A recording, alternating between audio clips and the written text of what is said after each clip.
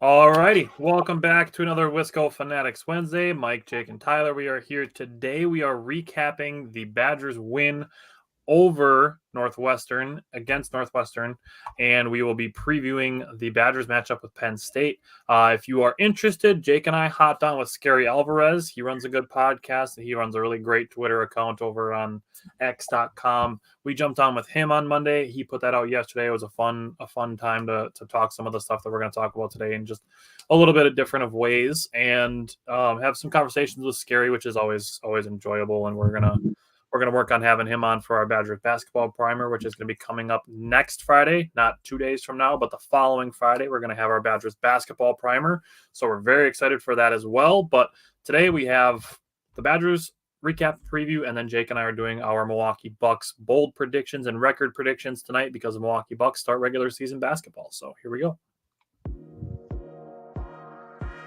Welcome to another live episode of the Wisco Fanatics Show, where we discuss the Packers, Bucks, Brewers, Badgers football, and basketball from an optimistic perspective. Wisco Fanatics is brought to you by Cardboard Legacy, Wisconsin's most complete sports card shop. Buy, sell, grade, and consign all at their location in Oshkosh. Alrighty, so we're going to start with recapping Northwestern against Wisconsin. Badgers won 23-3, are outscoring their opponents 117-16 in the last 3 weeks. So let's go to the defensive side of the ball first. And Mike, we'll start with you. What stood out to you from the defensive side of the ball? Yeah, that point differential still you love to see that, right? But bring no, it up every time I get of the opportunity. Yeah, and no, I don't think any quarterbacks want to throw to the secondary, at least not in the 3 weeks, right? I mean, Jack Lausch was held. Northwestern quarterback was held to 9 of 24 for 82 yards, for a 23.0 QBR. The only reason why Northwestern, I think, moved the ball at the end of the day was because there's a couple situations where Northwestern had a couple third and longs, and Jack Lausch was able to scramble out and get 10, 15 yards a couple times. But other than that, this secondary was stout. We don't even hear Rico's name anymore, all for good reason, right? Nobody wants to throw him the ball. Yep. He never really gets any opportunities. I think that could change this Saturday finally, probably since our secondary is getting tested, or USC, I guess, too, obviously. But no, it was good all around. Hunter Wohler and Preston Zachman once again put together a really good game. Hunter Wohler had that sick tackle for loss in the backfield. He was pumped. 5 total tackles for him. Preston Zachman, 3 total tackles, but he had 2 big-time pass deflections in this game. And Austin Brown was the other, just the main guy that did get some safety time, a little bit of nickel corner as well, but he had 5 total tackles as well in 36 snaps. So looking good there. And then, as I said with Rico, 42 snaps, but I mean, he had 1 pass deflection, but again, you don't hear his name really anymore, but it's all for good reasons. So that's just important to point out. The one thing to monitor after this game, it was after the first play. Freshman Xavier Lucas was in the game. He had a really nice pass deflection. Unfortunately, I believe it was Preston Zachman collided with him a little bit, and he had to leave the game. I thought it was Wohler. Yeah, I thought it was Zachman, but either way, he had a nice pass deflection, but unfortunately he had to leave. I believe they said it was an upper body injury. I don't know if he landed flat on his back.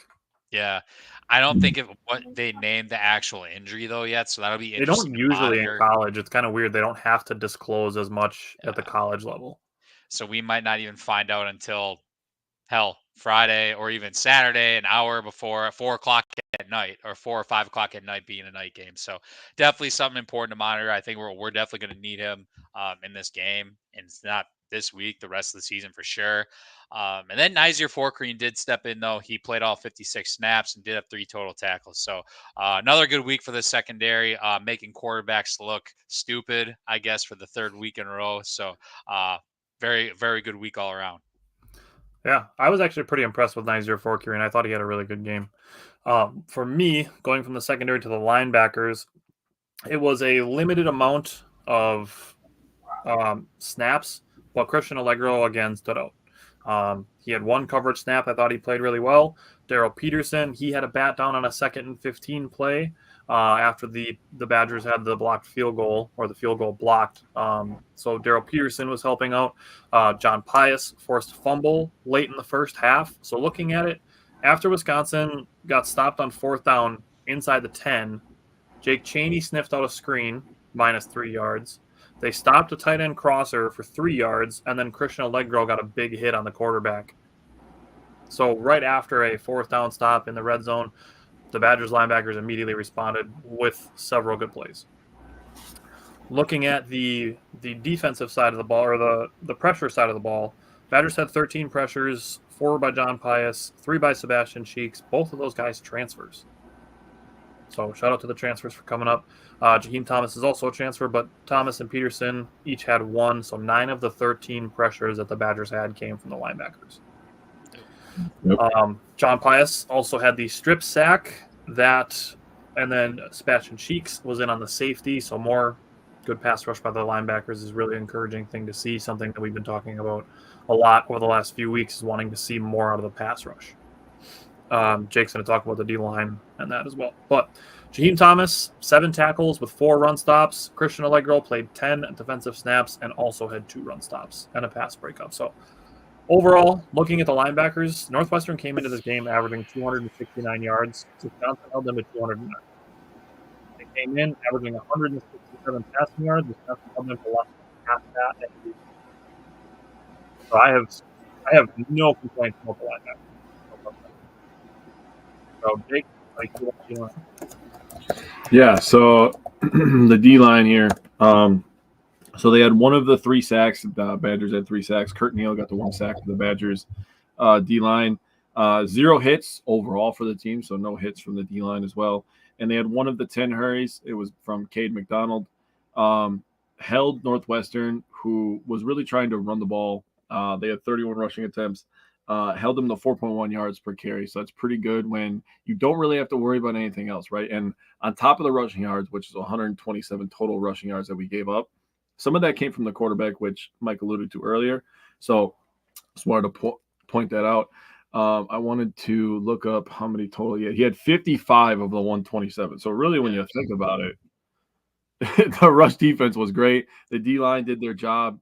They're doing a really, really nice job of stringing along runs. I've been talking about it for a few weeks, but playing gap responsibility, just putting a hat on a hat and allowing the linebackers to make plays. And man, Allegro almost got into a little scuffle after that big hit he had on the quarterback. But it was like, you become an athlete when you try to run, dude. That's just what it is, man. I felt the same way about Stroud when he got hit late. You want to get hit, take a yard off your run and go out of bounds. Yeah. I was going to say, I forget what, I think it was one of you two made the point. Yes, it was a clean hit, right? But I think it was Jake who said it, but you always want to have the quarterback's back. You always want to back up your quarterback in that situation.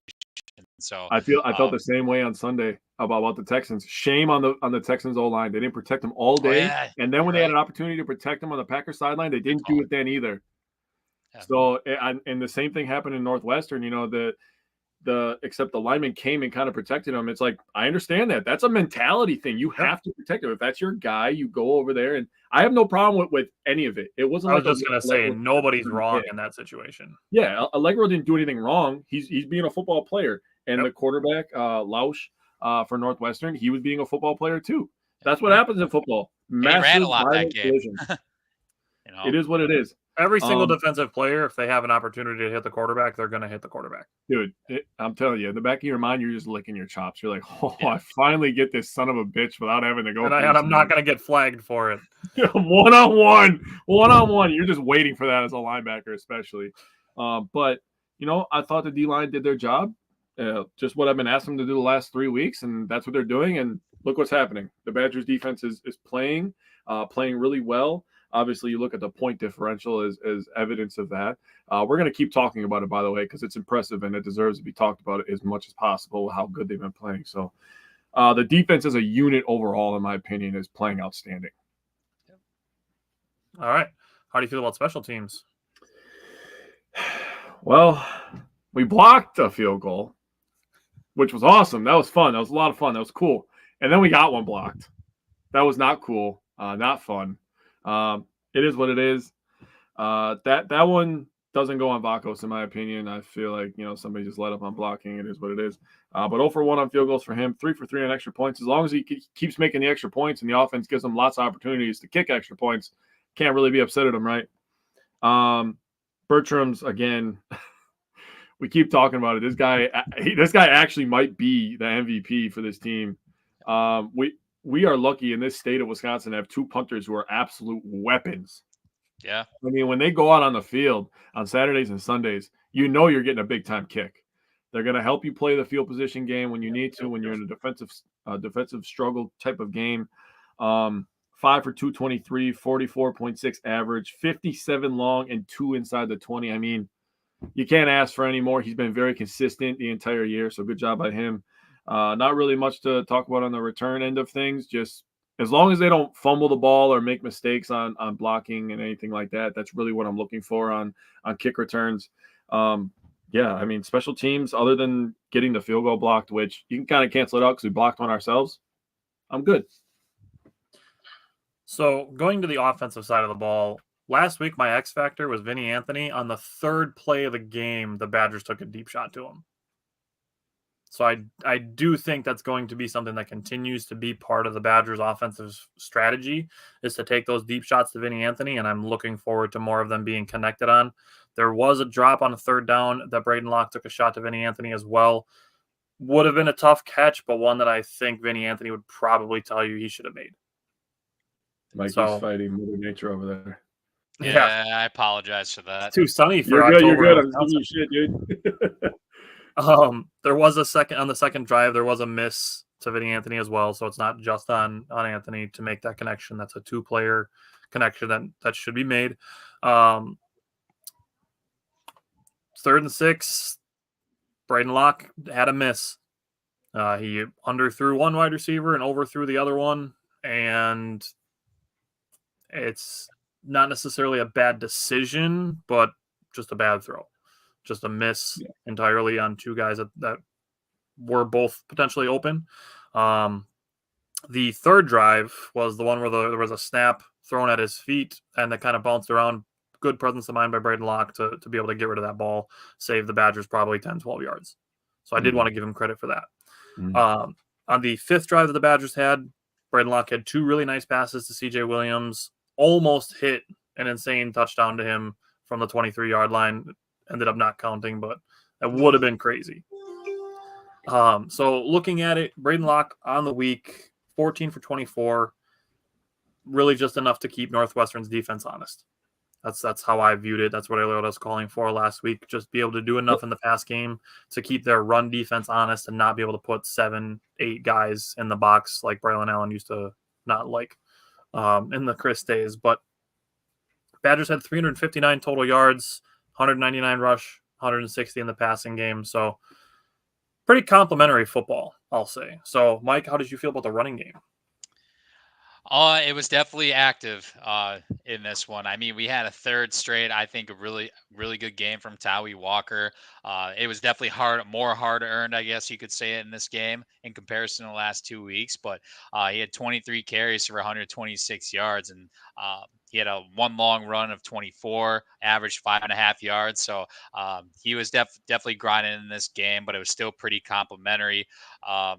You do have Darian Dupree as well, who had 11 carries, 40 yards. And, one of the big reasons why Darian's here in the first place was for the one catch that he had, it was a 26-yard swing pass where it's just one of those scenarios where when he's out in space, he's going to be very dangerous. And I love that play call too, at the time, because I know last year we did try to run that a few times and it didn't necessarily transpire as well.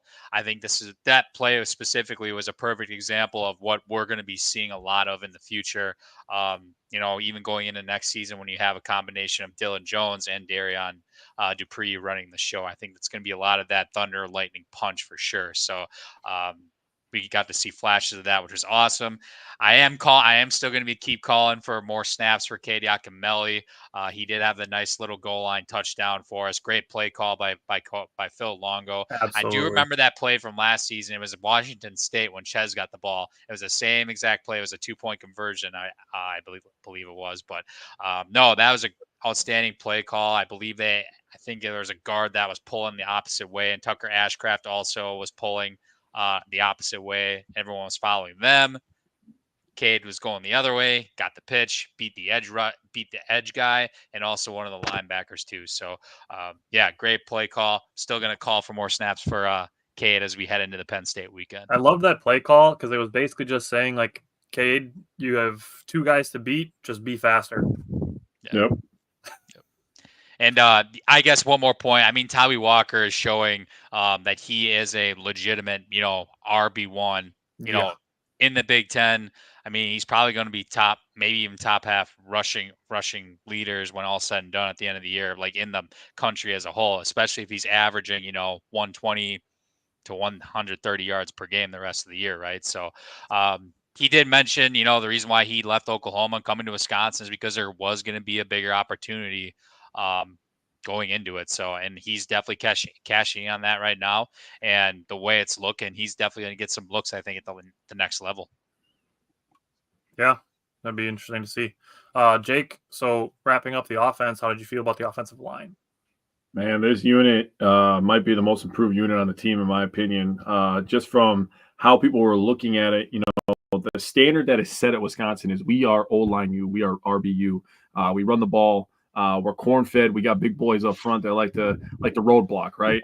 And they're still great in the run game. They only give up 2 hurries in the pass game, 0 hits, and 2 sacks. The 2 sacks were from Ashcraft and Huber. I'm not going to get too hardcore on the sacks, especially from Huber, who has been a monster in the run game. When they run, Huber is pulling and Tawee Walker is following, and he is creating some massive holes. I think the thing that people don't appreciate enough, I guess, is 0 penalties in the run game. You know how hard it is to run the ball as effectively as the Badgers do week in and week out, and people know we're going to run the ball. I don't care who's the offensive coordinator. When you see Cardinal red and white with the W on the side, we're coming to run the damn ball. Like, that's just what it is. And to have 0 penalties every week in the run game and to still create these holes in the run game is impressive to me. I want the O-line to get their flowers, man. They deserve all the flowers, man. They have really stepped up their game the last 3 weeks. I'll tell you what, Penn State's going to be a different monster, though. That's Tyler and I were talking. He said we went on Scary Alvarez. I was talking to Tyler before that, and I was like, how the hell does Penn State always have one goddamn guy? They always have one guy that can rush the passer. They just move on to another year, flip the calendar, like, oh, I guess you're it this year. I don't understand how they get a guy every year, man. It's insane. We had that from 2008 until 2020.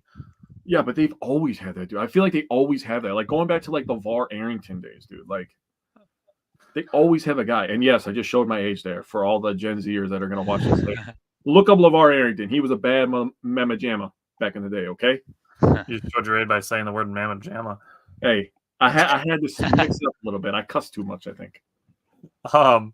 That's a really good point. For our G-rated followers. That's a really good point on the 0 penalties. Is there anything else you guys want to say about the Northwestern game? Jake made a fantastic point there. That's what I was going to say. All right. Let me throw a win at Northwestern. I'll say that. Yeah, I think that special team stuff, I think that was just a tale of playing at freaking Northwestern. Not everything's going to go perfect at all. I'm just after that block kick, I'm just like, freaking Northwestern. Yeah. Sorry. Every time I'm like, something's got to go wrong, dude. All right. Yep. Keep going. All right. The last thing that I wanted to say is we talked about this with Scary Alvarez. The people that still don't want to give any credit to what the Badgers have done over the last 3 weeks because, it's just Purdue, it's just Northwestern, it's just Rutgers. They held those 3 teams combined to 16 points. So I looked it up, what their averages are, even after the Badgers played them and held them to very low points. Those 3 teams combined average 57 points a week. Damn. Wisconsin held them to 16. That's pretty good. And Gary brought it up. We talked about it last week. The fact that Purdue scored 49 on Illinois the week after the Badgers held them to 6. Right. Yep. So there's 0 reasons for complaints on what the Badgers have done over the last 3 weeks because they have absolutely dominated their last 3 opponents. They have. It's crazy because you guys brought it up too. I did watch, and it's like there's like not a majority. That's not the right word. There's still a handful or a portion of like the Badger fan base deep down wants them to like fail or lose for, I'm going to say, because the whole Paul Chris thing, number one, and it's still never going to be good enough. Like, yeah, okay, let show me this, and this. Like, this is ridiculous. 117-16 or whatever it is. Are you kidding me? It. Like, what more could you honestly ask for defensively, especially? Because we obviously had questions, especially after the first couple of weeks. Alabama for sure, USC a little bit, but I mean they've answered the call these last 3 weeks, and how can you not? You can't ask for more. You really can, and if you are, then you know what, go cheer for somebody else as far as I'm concerned, because I mean they've answered the call. I'm going to wrap this up real nicely here. When we went through the first 2 weeks of the season and people had had cause for concern, I'll say, because I had a little bit myself. I did too. And you go after the Alabama game and you're like, all right, maybe Alabama is just that good. And I do still believe that Alabama is that good, even though they've lost a few games. Then after the USC loss, you might look at this and be like, wow, we might struggle in Big Ten play this year. Like maybe the team needs a year to grow. The 3 weeks after that absolute collapse against USC, you're telling me you outscored our opponents by 111 points? 101. 101, whatever. Sorry, my bad. Numbers, a lot of ones. Yeah, only 101. Either way, you got to be thinking what a night and day difference this team is, what a night and day, controlling the line of scrimmage, letting the athletes be athletes, the play calling on offense, the defense flying around, playing downhill and aggressive and fast. I mean, you can't ask for anything else. We're going into a big-time game against number 3 Penn State, people. Night game at the camp. How can you not be jacked up for that? I'm so ready for Saturday night, dude, because then I won't be at the pumpkin patch for one, and I'll be sitting on my couch watching football. So that's going to be great. So 6 o'clock on Saturday, get here pretty quick. All right, Mike, what are you looking for from the Badgers defense against Penn State?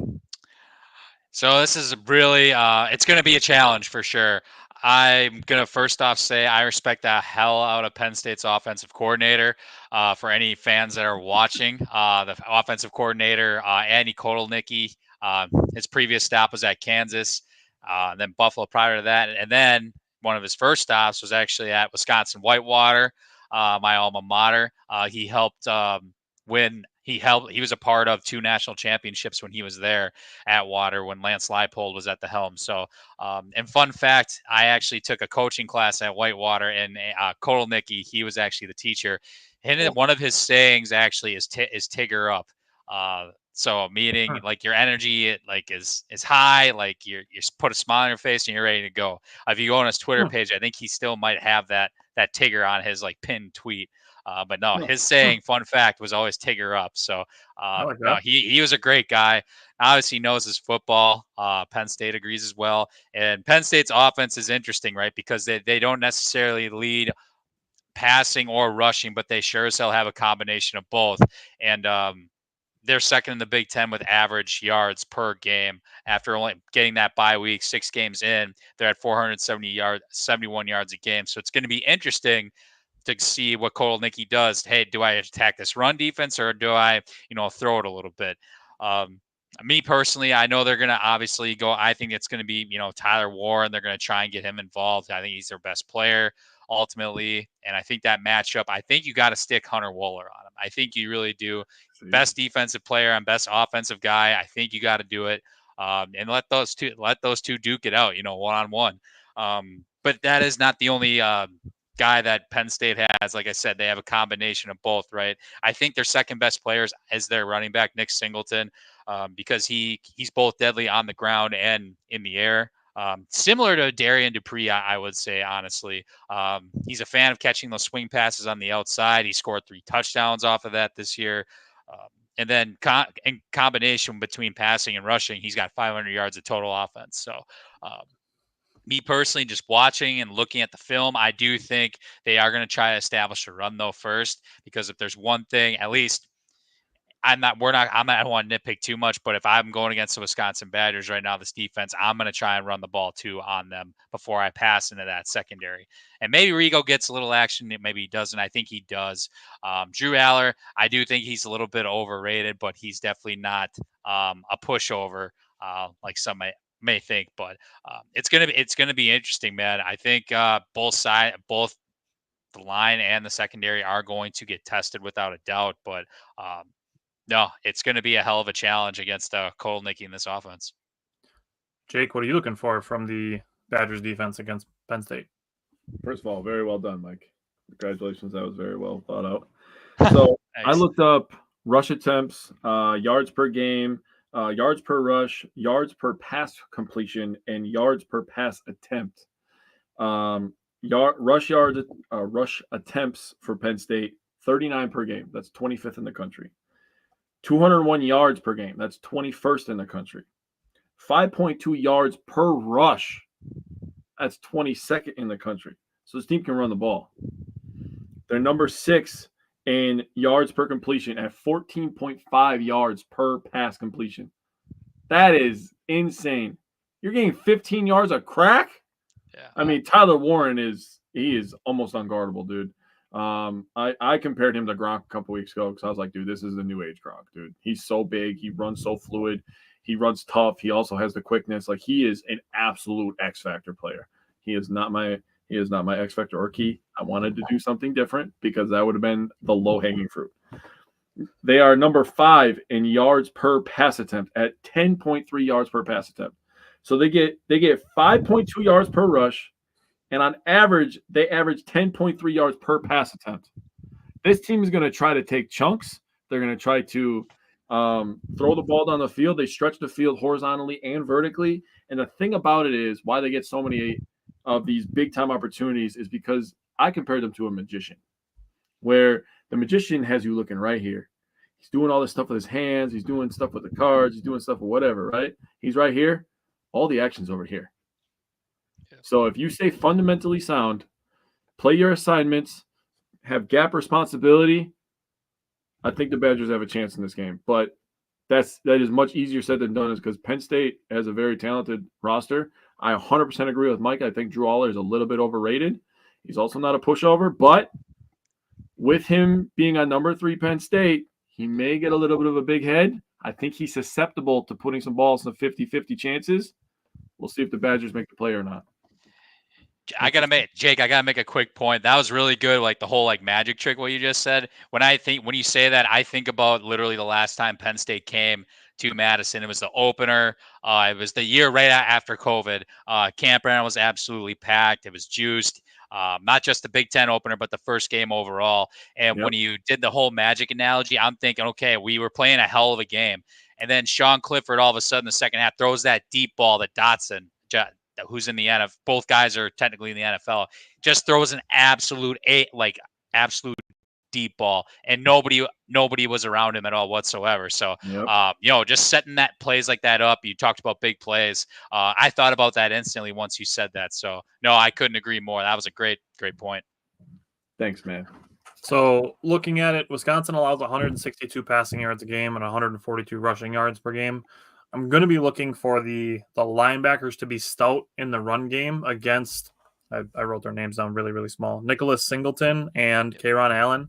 And this is what I wrote. It will be paramount, underlined, to have good coverage on Tyler Warren. Now, I don't know if that's going to be, James, welcome back. I don't know if that's going to be a linebacker, a safety, both, some of either one, one of either one. It's going to possibly be different looks to maybe try to make it harder for him than to just say, Hunter, your job is to cover this guy this week. I think they might try to mix it up. So whether it's a linebacker, safety, or somebody else, he went nuclear 2 weeks ago against USC. So the capability is there for him to do so. But the quarterback, like Jake was saying, he can be turned over. That USC game, he also had 3 interceptions, all at different levels of the field. Yep. He had 1 20-plus yards, 1 between the 10 and 19 mark, and 1 from 0 to 9. 2 of the 3 came in the middle of the field. So he can be turned over. Yes, sir. Oh yeah. All right. Jake, what are you looking for from special teams? I say almost identical things every week. The special teams, you could be a weapon. I really am looking. I'm not looking for anybody to break out, a big time, run. Just catch the ball on returns. Okay. I seriously am going to have PTSD the rest of my life on punt returns, dude, because of the Packers. They have completely ruined punt returning for me. Just Same here. wave at the ball in the air, say hi, and then meet the ball. Okay. That's all I want. I don't need nothing else. Okay. And Keyshawn Nixon is probably the worst returner in the history for me to have right now, because he just doesn't give a shit. But as far as Bertram's, what can I say? Just keep doing what you're doing. And Vakos, I need you to gain a little bit of confidence, start making a little bit more field goals. I'm not going to harp on you too much because, again, the one last week was blocked. But keep doing your thing on extra points, man. All right. Mike, what are you looking for from the offense against Penn State? I mean, I'm going to go right to the running back room because I think it's going to be very, very interesting. Penn State's got a sneaky good defense, man. I mean, they're ninth in scoring defense, giving up less than 15 points per game, which is I did not know that going into it. So just doing a little digging there. I mean, you're giving up only 7 points to Illinois, 11 to UCLA. I guess USC you gave up 30, but I mean they went on the road to West Virginia, only gave up 12. That was impressive, that season opener.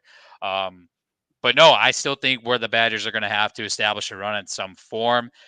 Penn State's only given up 95 yards per game on the ground, it's going to be a hell of a battle. I mean, similar to Northwestern, probably a bigger challenge even.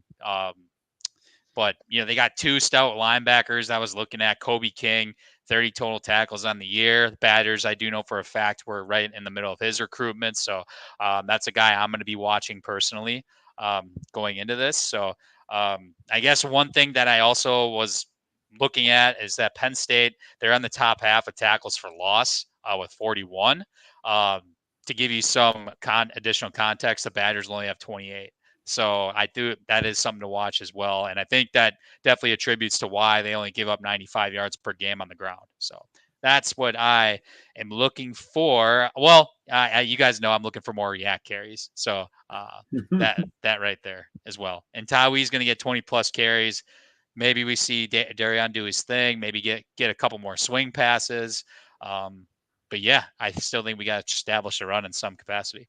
So I'm going to play off of something you just said, too, with bringing up the swing passes. This is something I know I've talked about a little bit on some Packer shows at times, but it's kind of a weird phrase to say, but there's things you can do like running through the air, which is basically like those swing passes, the pop passes, the wide receiver screens, stuff like that, the short slants.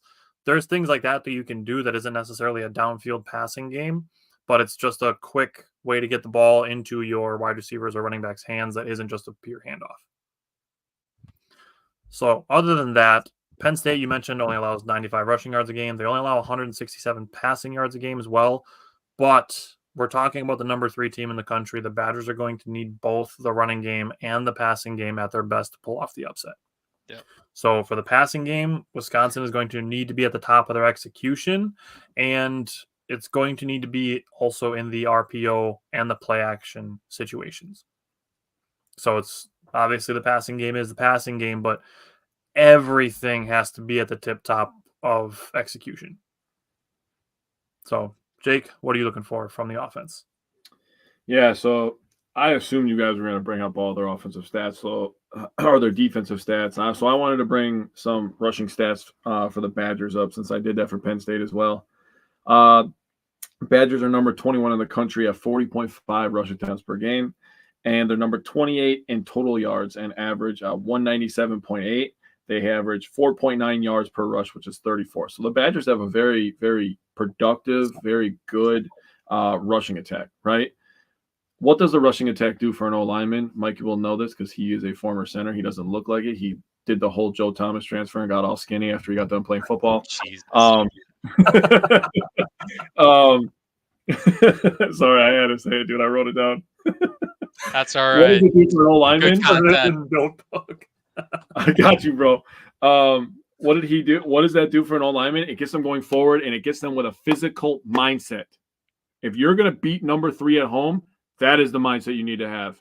You need to have a downhill. We're going to punch you in the goddamn mouth. And you know what we're going to do on second down? We're going to punch you in the mouth again. There's not a goddamn thing you're going to do about it.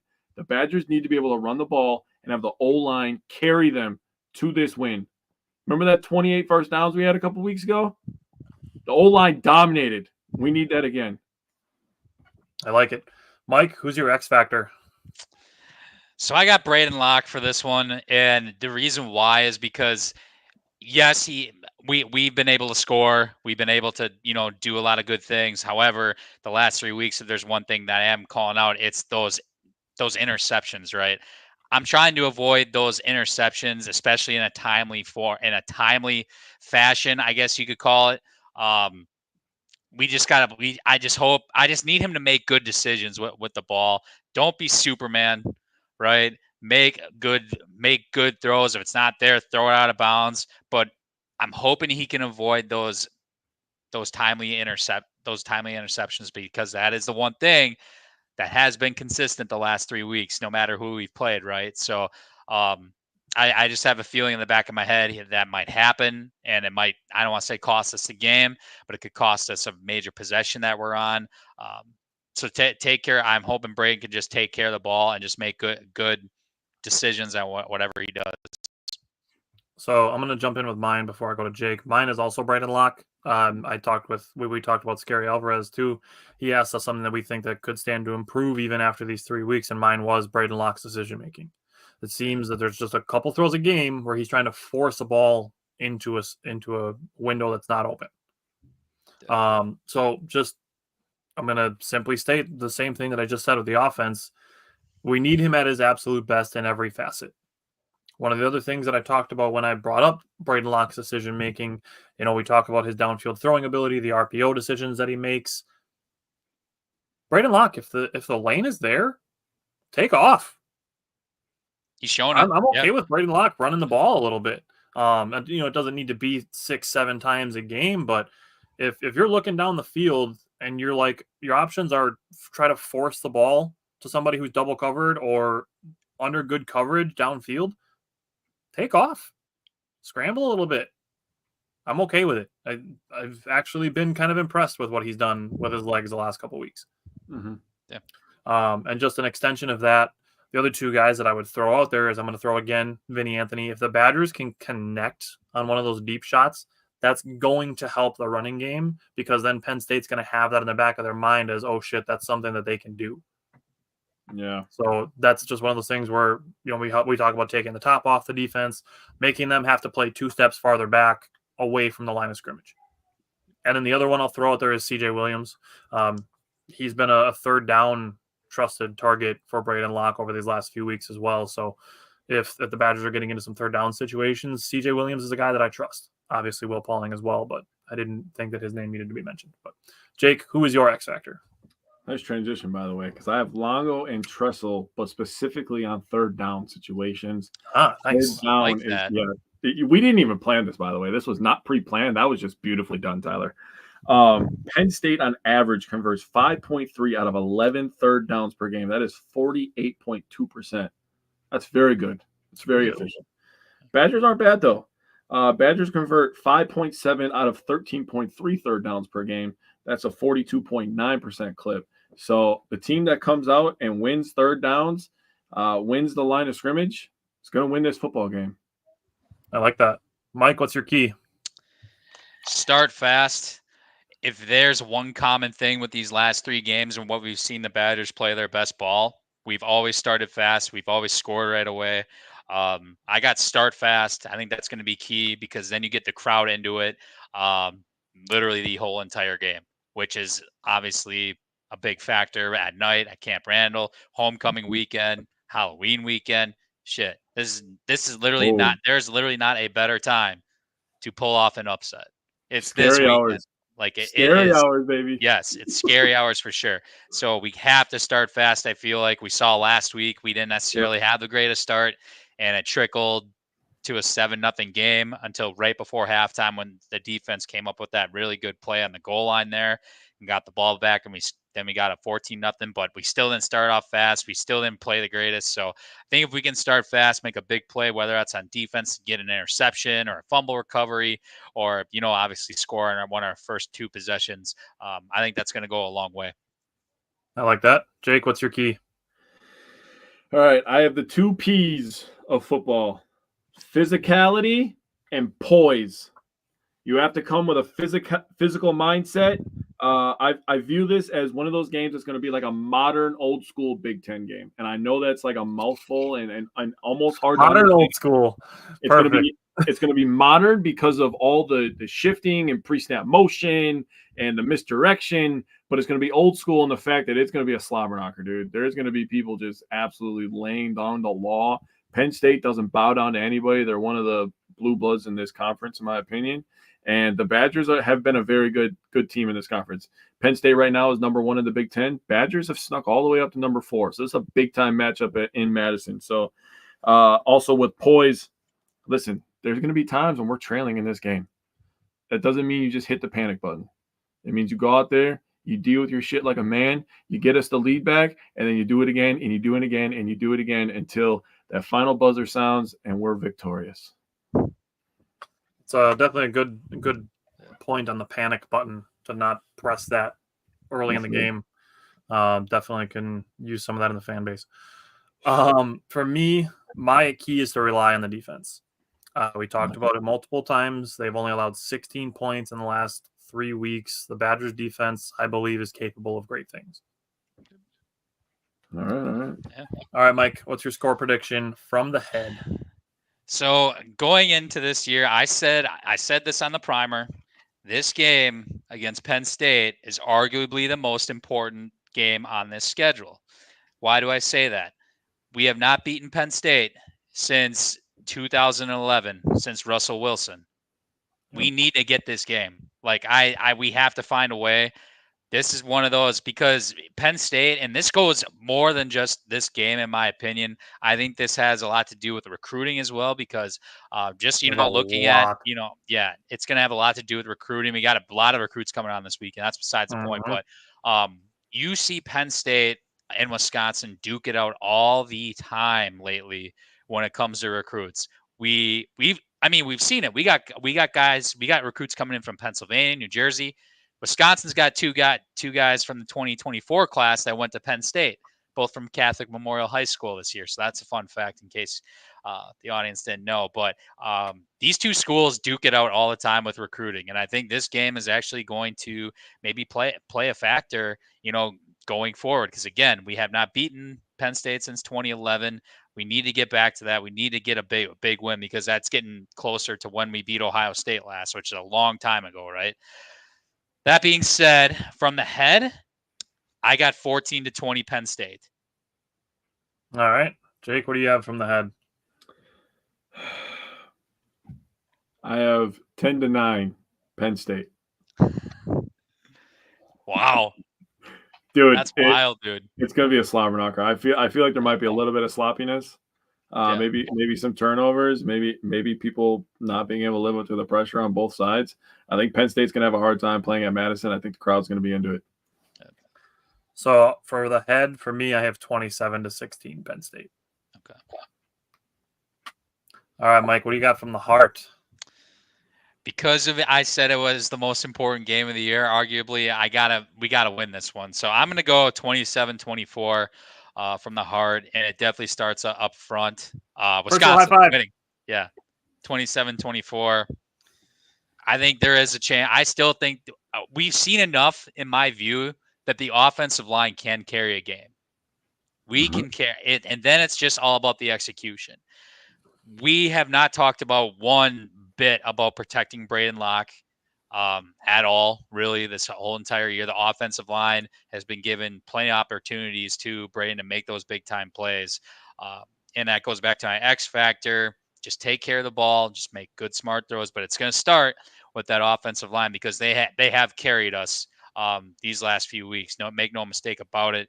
Complete 180 from last year. One of the most penalized teams in the penalized units in the Big Ten. We were talking about it every single week with the penalties. So they've come a long way. Blazek's going to have them ready to go, I feel like. And just starts with the boys up front, kind of what Jake mentioned before. And that's how we're going to get this done. So I also have 27-24, if you couldn't tell by the virtual high five that I was giving Mike. We've seen the Badgers do good things in the passing game. We've seen Badgers do good things in the running game. If there's a scenario where the Badgers can put it all together, I believe they can score 27 points against Penn State. We're talking 3 touchdowns and 2 field goals. That's what I'm looking for. And just for the Badgers defense to keep enough of a lid on them for the Badgers to win by a field goal. I like it. I view this game as very low scoring. I have the Badgers winning 16-13. Oh, hell yeah. I could see that. Talk about getting your Saturday started going good, man. Imagine winning 16-13 versus Penn State. I'd be livid, bro. I'd be like, let's fucking go, dude. Yep. I like All it. righty. Well, Mike, thanks for hopping on with us again. Next Wednesday, we are going to have an Iowa Hawkeye podcaster joining the show to talk about the Badgers in Iowa, so that'll be interesting. And then we are going to appear on their podcast later next Wednesday evening as well. So we're going to have a little bit of cross-examination coming from behind Nittany Lions, but Brandon, who runs the Hawkaholics podcast, is going to join us. He's a Wisconsin sports fan for everything else except for college, so he's only partially a bad guy, but he's like 75% good guy. So he's going to join us next week, and then we're going to join his show. But Mike, we will see you next Wednesday as well. Sounds good, fellas. Go Bucks. Bucks in 6, baby. Let's get her started. All righty. So you and I, we still have 2 things to do yet. Yep. 2 very fun things to do. And we are going to do our record predictions from the head and the heart for the Bucks in their 2024-2025 season. Then we're going to do our bold predictions. So starting with record predictions, give me your Bucks record prediction from the head. Dude, you have no idea how many times I crossed this out. I was like, bro, I don't know what to write down right here. And then I was like going through the schedule month by month. I tried to do like a thing where I wrote down Eastern Conference games, record against East, record against West, division record. I was going crazy. I had to start a whole new page to do this, dude. From the head, I went 55-27. From the head, I went 53-31. All right, we're pretty close. Pretty close. I felt like I was being a little optimistic. I'm not going to lie. But I was like, they can get 55 wins, dude. They have Damon. They absolutely can. All right. Big question. What do you have from the heart? So I didn't bump them up too much. I tried to keep it still realistic within the realm of possibility. But I went 2 seed, 58-24. Virtual high fives. Hell yeah. I also have 58-24, second in the East. I'm going to write that down. Nicely done, us.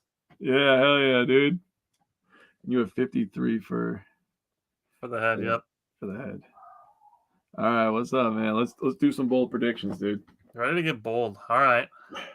So I have one like pretty simple one, and then I have 2 that I really thought about and I really put some work into. So I'm ready to get into these. You want to go first? Or you want me to go first? I'm gonna go first. Okay.